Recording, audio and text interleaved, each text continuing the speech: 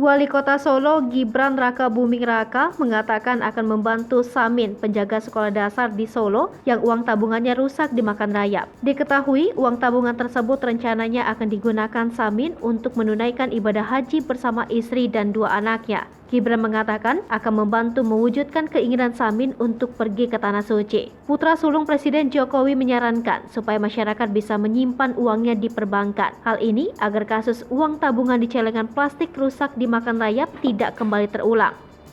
Sebelumnya nasib pilu dialami seorang penjaga sekolah di Sekolah Dasar Negeri Loji Wetan nomor 49, Kecamatan Pasar Kliwon, Solo, Jawa Tengah. Uang puluhan juta rupiah yang ditabung di celengan plastik sejak 2,5 tahun habis dimakan rayap. Rencananya, uang yang dikumpulkan Samin sejak pandemi COVID-19 akan digunakan untuk menunaikan ibadah haji bersama istri dan 2 anaknya. Samin mengatakan sebenarnya dirinya sudah meminta istrinya untuk membongkar celengan tersebut karena sudah penuh. Karena belum ada waktu, akhirnya celengan itu baru dibongkar. Samin dan istrinya pun terkejut mengetahui uang di celengan itu dimakan rayap. Selama ini celengan plastik yang digunakan untuk menabung uang hasil jualan makanan ringan di kantin sekolah diletakkan di tempat tidur. Samin memiliki 2 celengan. Uang yang dimakan rayap berada di celengan warna hijau.